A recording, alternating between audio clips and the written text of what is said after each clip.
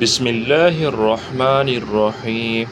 آج ہم پڑھیں گے حضرت عمر فاروق رضی اللہ تعالی عنہ کا جذبہ خدمت خلق۔ ایک رات آپ گشت فرما رہے تھے، ایک مکان میں سے بچوں کی رونے کی آواز آئی۔ آپ نے دروازہ کھٹکھٹایا اور پوچھا، کون ہو اور کیوں رونے کی آواز آ رہی ہے؟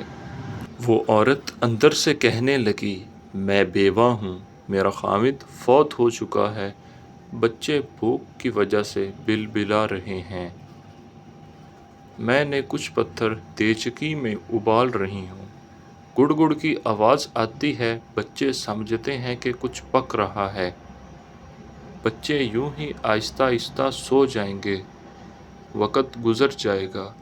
آپ رضی اللہ تعالی عنہ نے فرمایا، آپ نے خلیفہ وقت کو خبر نہیں کی، کہنے لگی، میں پردے والی ہوں، بھوکی تو ہوں، میری غیرت تو نہیں مری، غیرت زندہ ہے، میں حیا والی ہوں۔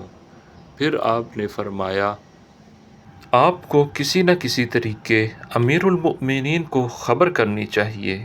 تو عورت کہنے لگی، میں کیوں بتاؤں، مجھے کیا ضرورت پڑی؟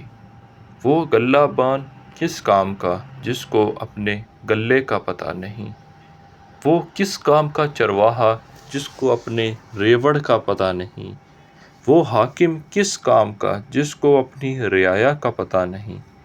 مولانا عبدالشکور نے لکھا ہے کہ وہ مائی جوش میں آ کر کہنے لگی، قیامت کا دن ہوگا تو وہاں میں عمر کو اللہ کے دربار میں پیش کروں گی، میرا دوپٹہ ہوگا اور عمر کی گردن ہوگی اور اللہ کے دربار میں پیش کروں گی، یہ ہے خلیفۃ المسلمین۔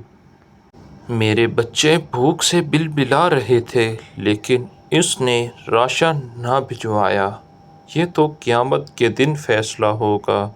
اب اسے یہ نہیں پتا کہ یہی امیر المؤمنین ہیں، اور جب یہ سنا تو دوڑتے ہوئے اور روتے ہوئے بیت المال پہنچے اور اس طرح رو رہے تھے کہ جس طرح بچہ بلک بلک کے روتا ہے۔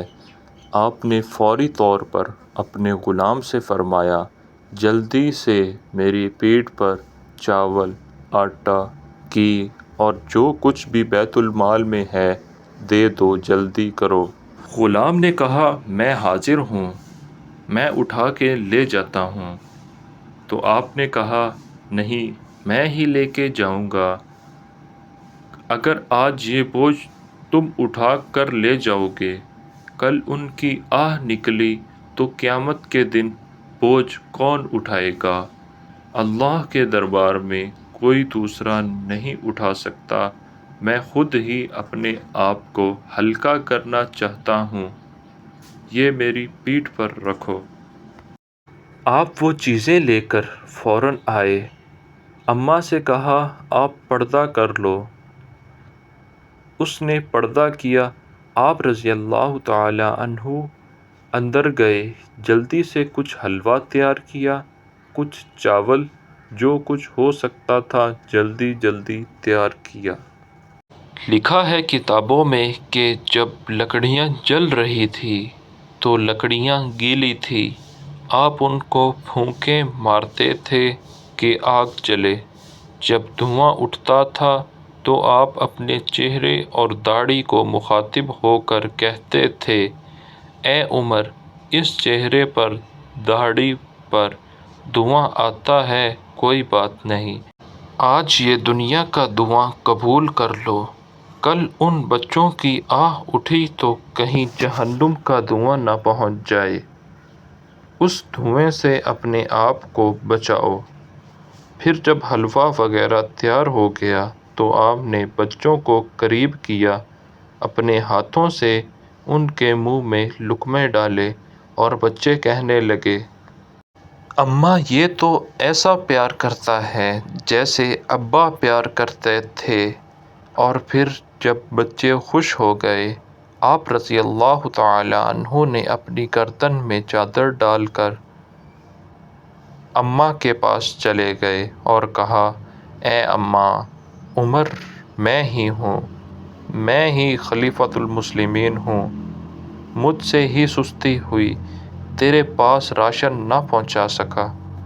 مجھے اطلاع نہ تھی، اے اماں، قیامت کے دن مجھ سے نہ پوچھنا، آج میری گردن میں چادر ڈال کے مجھے مدینے کی گلیوں میں گھسیٹ لے، لیکن قیامت کے دن مجھ سے کچھ نہ کہنا تاکہ اللہ کے دربار میں شرمندہ نہ ہوں۔ ایک حدیث میں آتا ہے کہ اماں رو پڑی اور کہنے لگی، مجھے تو پتہ ہی نہ تھا آپ خلیفہ ہیں، قیامت کے دن اللہ کے دربار میں تیری سفارش کروں گی، کہوں گی اے اللہ عمر کو بخش دے، اس نے میرے روتے ہوئے بچوں کو سینے سے لگایا تھا۔ مزید ایسے واقعات اور حدیث سننے کے لیے ہمارا YouTube channel Abubakar Islamic stories subscribe کریں، لائک کریں اور دوستوں میں شیئر کریں۔